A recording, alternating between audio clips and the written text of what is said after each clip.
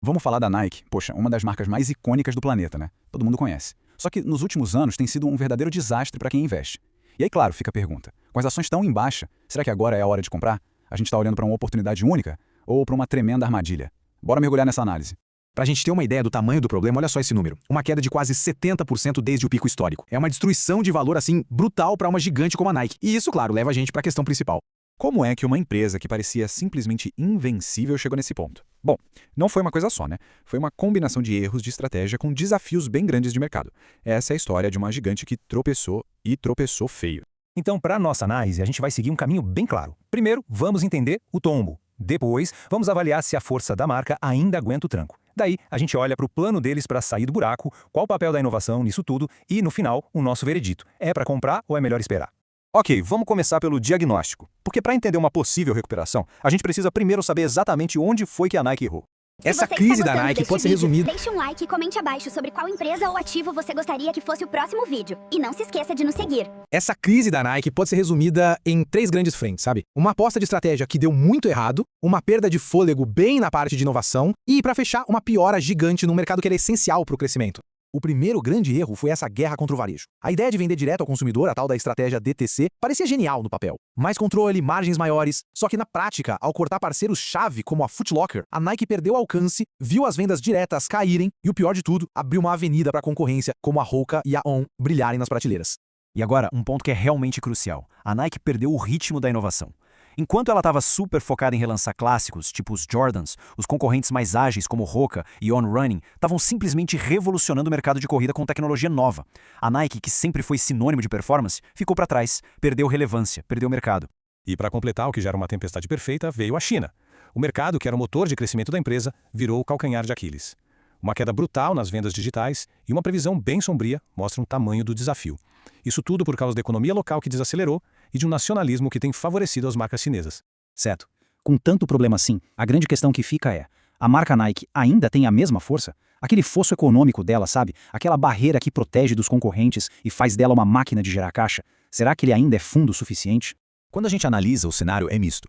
A força global da marca e a linha Jordan continuam sendo ativos muito poderosos, que permitem a Nike cobrar caro por produtos de ponta. Por outro lado, essa dependência de modelos antigos, os retrôs, acabou saturando o mercado. E a concorrência? A concorrência está mais forte e relevante do que nunca, o que diminuiu o apelo da marca. Olha, essa citação resume perfeitamente o sentimento do mercado agora. A Nike ainda é vista como uma empresa excelente, mas o risco dela ter perdido aquele algo a mais, de ter se tornado meio comum, é um risco real. Esse medo se reflete diretamente no preço da ação. E isso fica muito claro quando a gente compara os números. Pensa só, apesar do tamanho gigantesco, a Nike está sendo avaliada com um múltiplo de preço/lucro bem parecido com o de concorrentes que são menores, mas que têm margens de lucro maiores. O mercado está basicamente dizendo: olha, Nike, seu crescimento futuro não está mais tão garantido assim. Mas, claro, diante desse cenário todo, a empresa não ficou parada. Já existe um plano de reestruturação em andamento, e ele é liderado por uma mudança bem importante no comando.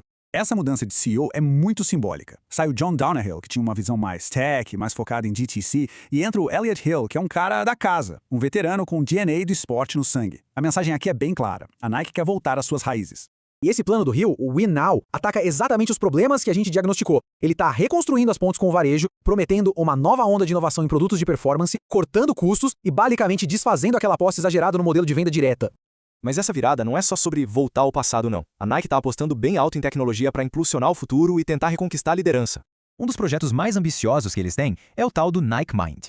E aqui, a Nike não está só criando um tênis novo. Ela está tentando criar uma categoria de produto inteiramente nova. A ideia é usar tecnologia para conectar saúde mental com performance esportiva, criando um novo fosso, algo que seria muito difícil para os concorrentes copiarem. E essa tecnologia está sendo aplicada em toda a empresa. Eles estão usando inteligência artificial para prever tendências, para personalizar produtos e até para otimizar a logística e fazer entregas mais rápidas. É inovação a serviço da reestruturação, tentando provar que esse gigante ainda sabe dançar. Bom, chegamos ao momento decisivo. Com tudo isso na mesa, o que fazer? Vamos pesar os argumentos de quem acredita na recuperação e de quem acha que o pior ainda está por vir. De um lado, os otimistas, os bulls, apontam para a força da marca, para melhora nas margens e para o preço descontado da ação como ótimos sinais de compra. Do outro lado, os pessimistas, os bears, alertam que a receita está estagnada, que o problema da China é crônico e que a concorrência, agora, mudou o jogo para sempre. E essa metáfora aqui é perfeita para o dilema. Será que a gente está diante daquela chance de comprar um ativo de altíssima qualidade com um desconto enorme, tipo uma Ferrari a preço de Fusca? Ou será que isso é uma armadilha de valor clássica, onde o preço baixo só reflete que o negócio piorou de forma permanente? A conclusão aqui pende mais para cautela. Tentar agarrar a faca caindo, como se diz no mercado, é sempre arriscado. E embora já existam alguns sinais de melhora, o cenário de armadilha de valor é totalmente possível. Por isso, a abordagem que parece mais sensata é ir com calma, uma acumulação gradual, e não uma aposta de tudo ou nada. Então, o que a gente precisa ficar de olho para saber se a virada está mesmo acontecendo? Basicamente, 3 coisas. A receita voltando a crescer de forma consistente, os novos tênis de corrida ganhando espaço de novo contra a Hoka e a On, e, o que é fundamental, uma estabilização do negócio lá na China. E a gente termina com a pergunta que vai definir o futuro da Nike. O plano está traçado, a nova liderança já está no comando, agora o que resta saber é se a execução vai ser boa o suficiente para transformar essa gigante ferida em uma história de sucesso de novo. A resposta, bom, ela ainda está sendo escrita.